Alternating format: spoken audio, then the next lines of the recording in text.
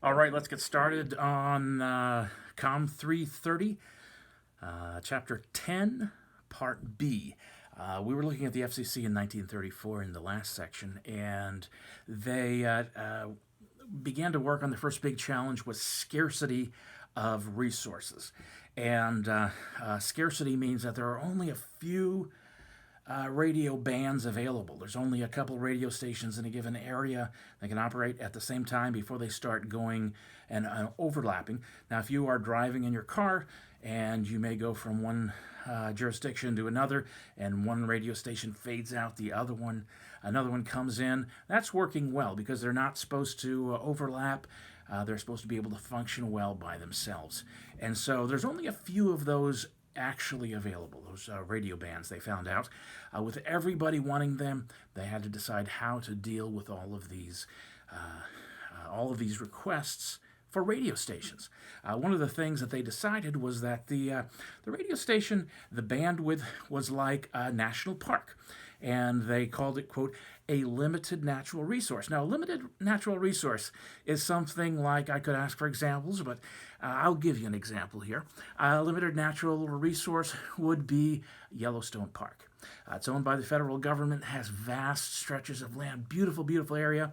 According to the pictures, and I've never actually been there. Grand Canyon would be another one.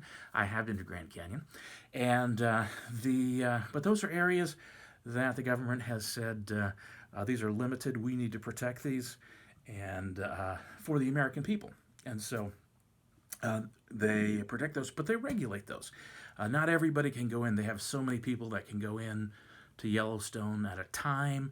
You know, you could get kicked out, if you're harassing moose or whatever.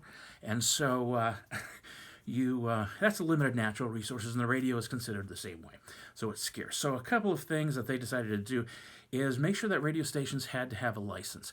A license to operate. If you didn't have a license to operate and you're caught, big problems.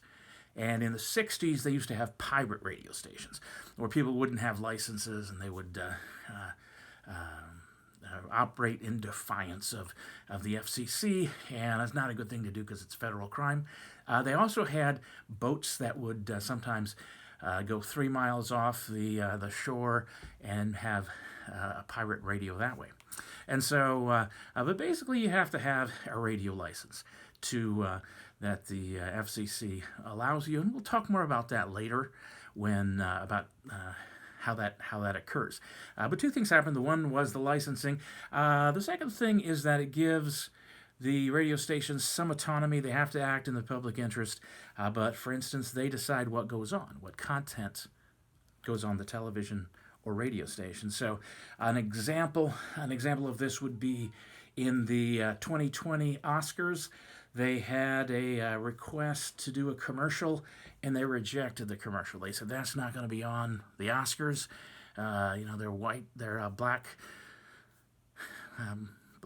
suits, black ties, and so they said, no, we're formal. We're not going to have this ad here. So they refused it, and you might argue whether that should have been refused or not. But they do have the right to do that. And the ad was for Frida Mom, which is they make kinds of underwear for mothers who've just had a baby.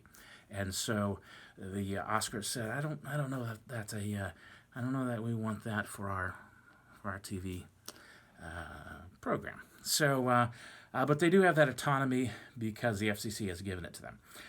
Let's take a look at FCC power. There's 4 parts of the power. The first is judicial. The FCC can grant and revoke licenses, and so there have been cases where people were worried.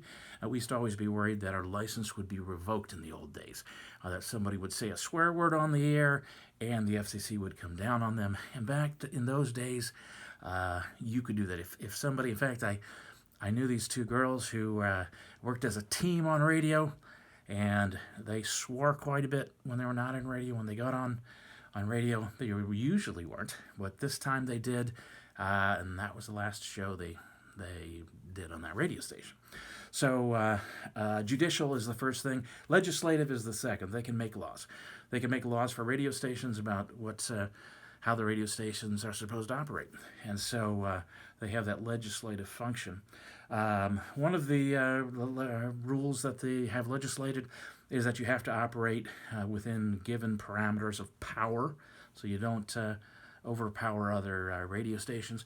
And when I was probably about your age, I was in my early 20s, I worked at a radio station, and I had a radio license, and I would make different observations and write things down. But one, I didn't realize that the engineer was doing some things that he wasn't supposed to be doing, or doing them incorrectly. And so after I left there, I found out that a little bit later, an FCC inspector had come in and found out that they weren't in compliance, and they got fined $5,000. So those rules are something legislative that they can make. Also, the executive means that they can enforce those rules, which they did at the radio station I was at. And finally, the public interest standard. The four things are the four things that the FCC does. The public interest standard has to do with you need to operate when you're in radio and television in the public interest. Now, you don't have to do this if you're on cable. You don't have to do this if you have a website. But if you don't do this with a radio or TV station, the FCC can pull your license. So it's concerning, a very important thing for FCC licensees to be doing that. Okay, we're going to stop there, and we'll pick you up on the next part 3.